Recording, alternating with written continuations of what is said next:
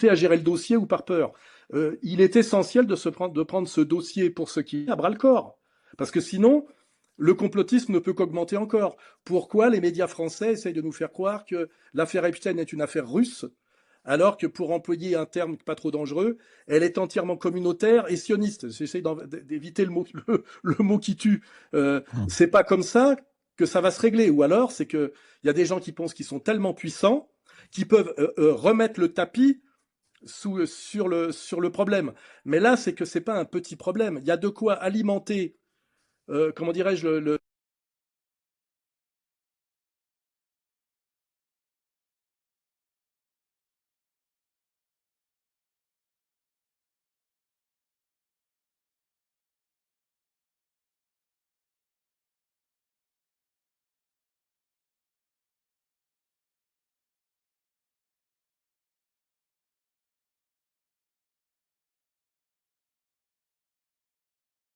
le musée des horreurs pour les 20 prochaines années, si on déclassifie absolument toutes les boîtes mail, puisque pour l'instant, on a vu un petit pourcent de cette réalité, et on sait par des témoignages de procureurs américains qui en ont vu plus que nous, que ce qu'il y a à découvrir est absolument monstrueux. C'est pas des soirées avec des jeunes femmes.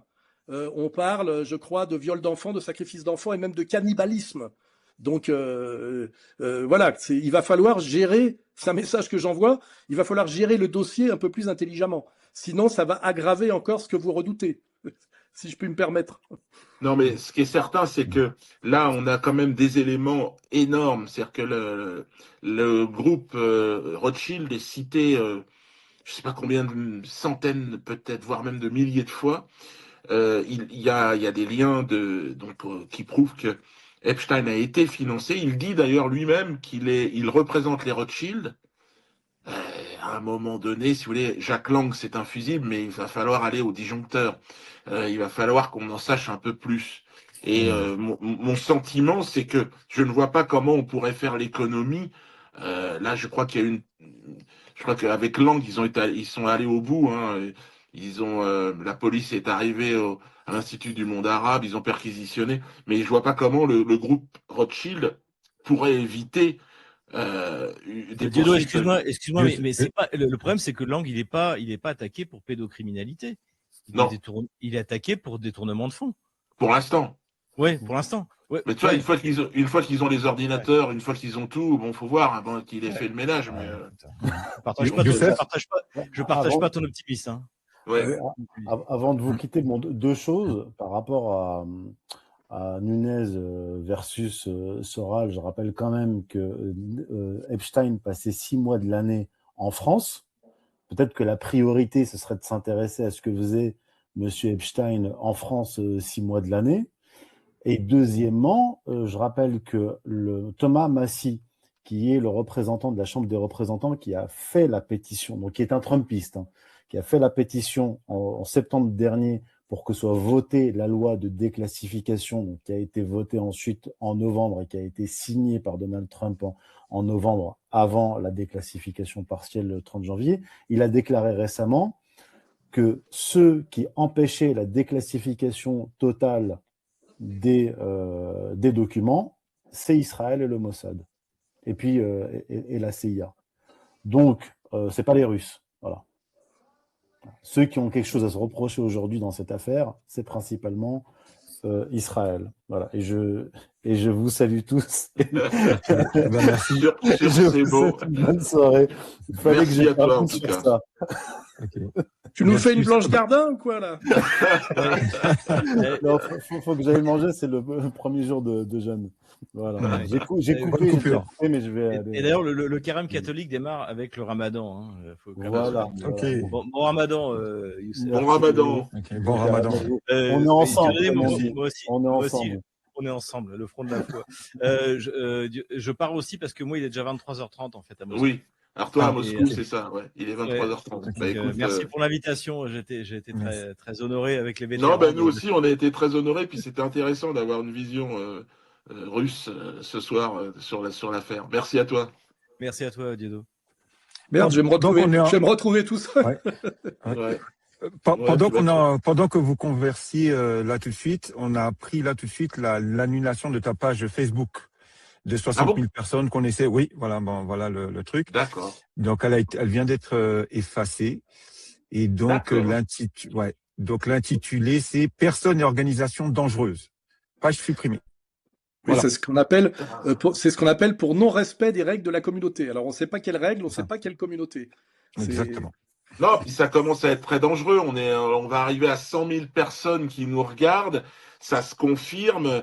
Effectivement, les rendez-vous qu'on donne, mais c'est quand même assez hallucinant. Alors effectivement, on pouvait se poser des questions. Là, je crois que euh, il y a une sorte de la bête est blessée et elle tape dans tous les sens et elle a décidé de se radicaliser dans sa posture plutôt que d'ouvrir le débat et de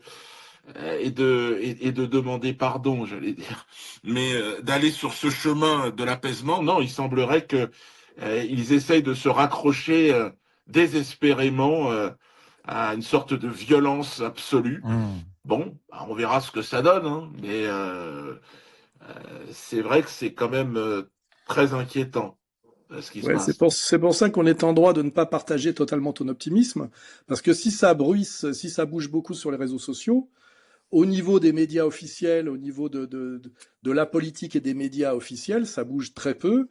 Et le problème, c'est là qu'est le pouvoir, tu vois. C'est-à-dire que c'est pour l'instant les seules décisions qu'a pris le ministère de l'Intérieur, c'est de déposer une plainte, faire un signalement contre moi auprès du procureur et de donner une protection policière à Jacques Lang. C'est quand même les deux seules décisions qui ont été prises pour l'instant. Et Et moi d'avoir effectivement des flics, je sais pas, une 80 ou 100 flics, on a fait le calcul, on a demandé à l'intelligence artificielle de chiffrer combien ça pouvait coûter d'avoir autant d'une mobilisation. Je crois que sur un week-end, on doit être à plus de 400 000 euros. Bon, C'est ça. pour t'empêcher de faire rire c'est ça.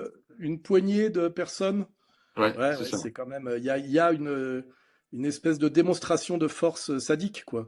Et le plus triste surtout, c'est que les gens qui viennent te signifier que tu ne peux pas jouer sont des comment dirais-je, des rouages de la machine. Et c'est ça, parce que si eux n'obéissaient pas, il se passerait rien. Et c'est ça qui est triste, c'est que la manière dont ces puissants se font obéir jusqu'au plus bas de l'échelle, parce que c'est ça qui est très, enfin, presque déprimant, tu vois. Ouais. C'est que ça obéit, tu vois, ça obéit. Il y a quand même une hiérarchie de soumission, alors que ceux qui arrivent en bout de chaîne savent très bien ce qu'ils font, parce ils voient quel est le public, ils voient même quel est le spectacle, et normalement, ils devraient, je dirais, démissionner ou s'arranger pour ne pas te trouver, tu vois. Alors ils savent que leur promotion professionnelle se joue sur ce genre de zèle abusif. Et ça, c'est pour ça que je te dis, il y a une dimension sacrificielle, forcément sacrificielle, parce qu'avoir raison et gagner, ce n'est pas la même chose. Voilà, on a raison, c'est certain, mais quand tu as gagné, c'est tout à fait autre chose.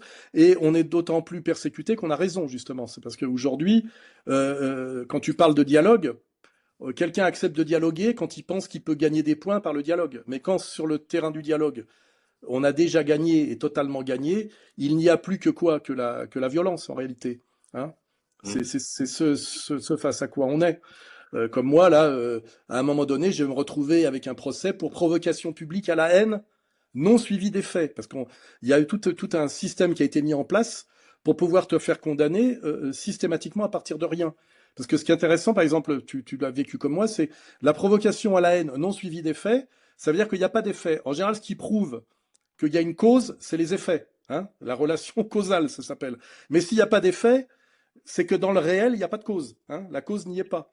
Donc, et pourtant, c'est comme ça que ça fonctionne. C'est comme, tu l'as vécu 1000 fois et moi un peu moins que toi, tu sais, les annulations et les interdictions pour trouble à l'ordre public. En général, c'est pas toi qui trouble l'ordre public, c'est les gens qui veulent te faire taire qui viennent troubler l'ordre public. Et toi, Ouais. tu es interdit pour trouble à l'ordre public, alors qu'en réalité, on devrait te protéger des troubleurs à l'ordre public. Donc, Mm. on est quand même dans quelque chose qui s'appelle un monde inversé. C'est sans doute ça l'idée du monde diabolique. Hein. C'est face à une inversion de toutes les valeurs. et un empire du mal, un empire du mensonge, qui au sommet, effectivement, donne l'affaire Epstein, hein, dans toute sa monstruosité, et puis au niveau de la vie quotidienne, donne ce qu'on subit notamment dans les tribunaux, qui, je rappelle, ces tribunaux sont les tribunaux de la République, et les jugements sont rendus au nom du peuple français. C'est ça qui est le plus abject, parce qu'à la limite, être persécuté par une mafia, eh ben, tu es persécuté par une mafia.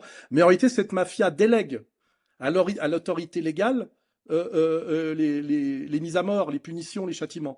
Et c'est ça qui est absolument insupportable, c'est que moi, je comprends parfaitement que cette mafia me punisse, parce qu'effectivement, je la dévoile, je la dénonce. Mais ce qui est horrible, c'est d'être condamné par les tribunaux de la République au nom du peuple français. Ça, c'est le plus insupportable. Et C'est ce qui nous arrive. En même temps, on était, toi et moi, sur le mur des cons du syndicat de la magistrature. La mafia qui dirige la France est une mafia qui n'a jamais été aussi puissante que, je veux dire, c'est hallucinant que ce soit. On voit bien ce gouvernement des juges qui décide de qui sera candidat aux élections, et pour être candidat, il faut avoir une banque, et tu t'aperçois que ce sont toujours les mêmes qui décident. Et c'est vrai que c'est aujourd'hui incroyable que ces gens-là se trouvent dans la lumière. C'était incroyable le lien qui est fait aujourd'hui entre le groupe Edmond Rothschild et Epstein. Epstein qui nous dit je représente les Rothschild dans le monde. Non mais c'est alors effectivement il y a certainement des luttes internes qui ont permis à cette chose d'arriver comme ça, d'éclore. Mais là, c'est effectivement un développement organique de cette affaire dans tous les niveaux, tous les niveaux alors dans le monde de la culture, bien plus qu'ailleurs, et des médias et de la politique. Mais on s'aperçoit des marionnettes. Valls était une marionnette. Moi, je pensais qu'il y avait le CRIF, il y avait Israël, mais je ne voyais pas en fait le financement direct du monde du théâtre politique. Mais aujourd'hui, ben, il apparaît. Aujourd'hui, il faut être aveugle pour ne pas voir, il faut être fou pour ne pas reconnaître que nous avons aujourd'hui en France une mafia surpuissante qui, encore au moment où on parle, Ariane de Rothschild n'a même pas été interrogée par les médias. C'est hallucinant.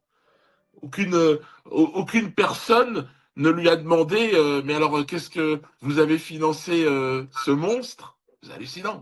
Il est quand même logique que ces gens-là ne vont pas être embêtés par les gens qu'ils ont mis en place. C'est quand même ça la réalité. C'est qu'en réalité, depuis des décennies, il y a eu un travail de mise en place qui a commencé par le haut et qui est descendu progressivement, une sorte de ruissellement de la corruption et de la soumission. Et le problème aujourd'hui, c'est que tu vas pas demander à les médias, notamment si on prend les médias Drahi et les médias Bolloré, d'aller creuser dans l'affaire Epstein un peu trop profondément. Puisqu'en réalité, on voit bien qu'à un moment donné, on risque de retrouver un peu les mêmes. Donc, je te dis, on a même dans l'affaire Epstein quelque chose qui peut être assez terrifiant, c'est un côté démonstration de force. Tu sais, le côté, rappelle-toi récemment, un type qui a dit on vous emmerde, tu sais. C'est, on n'en est plus à dire, ils en sont plus à dire nous sommes une minorité fragile et en danger, il faut nous protéger, en faisant référence, tu sais, au passé. On va le dire clairement, à la Shoah. Aujourd'hui, on est passé de la justification d'une certaine discrimination positive, hein, c'est-à-dire d'un traitement inégal, comme s'il y avait, si tu veux, une compensation à faire à cause du passé, tu vois, l'idée de réparation et tout ça, ça se fait plus au nom comme jusqu'à, on va dire jusqu'à Gaza, hein, jusqu'au 7 octobre, ça se fait plus au nom de la Shoah. Maintenant, la présentation se fait au nom de la Torah, c'est-à-dire, on voit objectivement des gens, moi je le vois sur Internet, qui disent oui, et alors, on est le peuple élu, on a le pouvoir, et la terre nous est promise, et tu l'as dans le cul. C'est-à-dire que on voit que ce terme de goy va monter, à mon avis, de plus en plus. Et après, c'est la question de savoir, les gens qui découvrent aujourd'hui qu'ils sont des goy,